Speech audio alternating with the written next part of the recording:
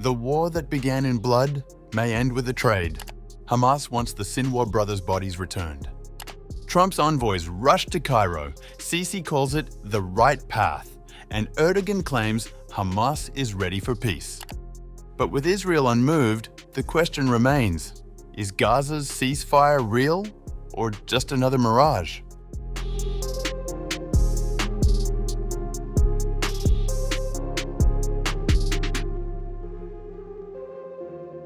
Hamas is reportedly demanding that Israel release the bodies of its slain leaders, Yahya and Muhammad Sinwar, as part of a proposed ceasefire and prisoner exchange. As mentioned in a report by the Wall Street Journal, the group's condition comes as part of negotiations that would see 48 hostages still held in Gaza exchanged for hundreds of Palestinian prisoners and detainees.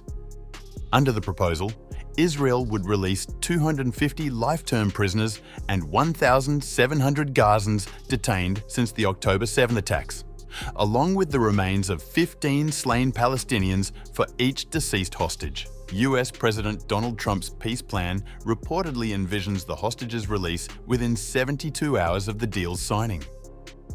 Israel has rejected similar demands from Hamas in previous talks. Taher Nunu, media advisor to the head of Hamas's political bureau, said in Cairo that both sides have exchanged lists of prisoners based on agreed criteria. He noted that the mediators are making great efforts to remove every obstacle to the implementation of a ceasefire, and there is an optimistic spirit among everyone. Palestinian officials told Ynet that Turkish mediators are increasingly involved, pressing Israel to expand the number of life-term prisoners released from 250 to 300 and to ease deportation restrictions. Negotiators described the talks as cautious but constructive, with mediators seeking to bridge remaining gaps. As optimism grows in Cairo, both sides appear to be testing whether this latest round could finally pave the way to a formal ceasefire in Gaza.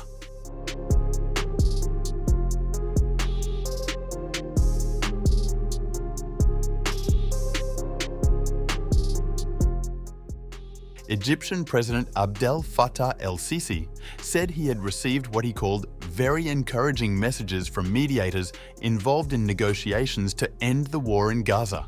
Speaking at a police academy graduation in Cairo, El-Sissi said, "Yesterday, delegations from Qatar, Egypt, and envoys of President Trump arrived in Sharm el-Sheikh, and the messages I received from them are very encouraging. A ceasefire, the return of prisoners and detainees, the reconstruction of Gaza, and the launch of a peaceful political process that leads to the establishment and recognition of the Palestinian state means we are on the right path to lasting peace and stability." The Egyptian leader praised Washington's role, expressing deep appreciation for President Trump's personal involvement in the talks. Sisi said Egypt remains committed to securing a ceasefire, ensuring the return of hostages and detainees, and laying the groundwork for Gaza's reconstruction. El-Sissi outlined a vision for what he called a path to lasting peace and stability, anchored in the recognition of a Palestinian state. He urged Trump to sustain his engagement in the process and extended an invitation for the American president to visit Egypt to sign a potential Gaza agreement should negotiations succeed. In a related statement, Egyptian Foreign Minister Badr Abdelati told Saudi network Al Arabiya that additional Arab nations are prepared to formalize peace agreements with Israel if the conflict comes to an end. Abdelati described Trump as the main guarantor of the current talks, crediting his administration with keeping the process on track. According to Abdelati, discussions in Sharm el-Sheikh are now focused on the first stage of the US proposal: halting hostilities, facilitating humanitarian aid, returning hostages, and releasing Palestinian security prisoners. While details of the plan remain under wraps, Egyptian officials say progress in recent days has been substantial, raising cautious optimism that a ceasefire, long elusive since the outbreak of war a year ago, could finally be within reach.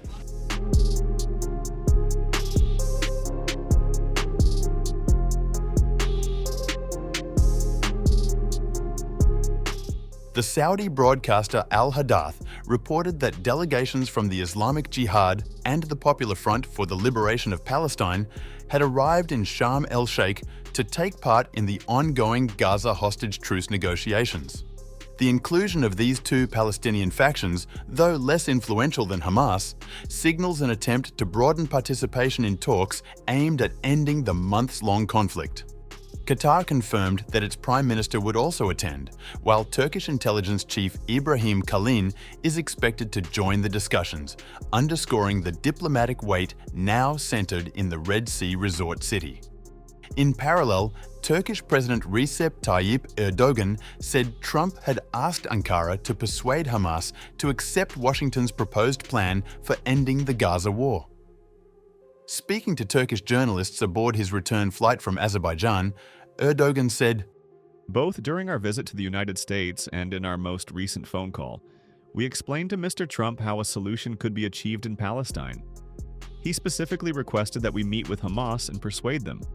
Hamas responded by telling us that it is ready for peace and negotiations.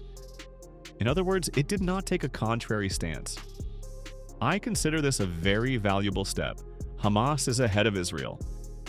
Later, speaking to lawmakers from his party on October 8th, Erdogan said it was neither fair nor realistic to put the burden of achieving peace in Gaza solely on Hamas and Palestinians, and that Israel must stop its attacks in order for peace efforts to succeed. The Palestinian resistance group, Hamas, responded very positively to Mr. Trump's peace plan. Thus, it clearly demonstrated its will for peace. However, it is a fact that peace is not a single-winged bird. Placing the entire burden of peace on Hamas and the Palestinians is neither a fair, correct, nor realistic approach. Currently, the greatest obstacle to the path leading to peace is Israel's attacks.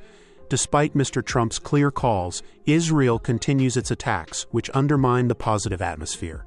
If peace is truly desired, Israel's attacks must be stopped immediately. Today's talks being held in Sharm el-Sheikh are of critical importance. God willing, we hope to receive good news. We will continue to strive for this.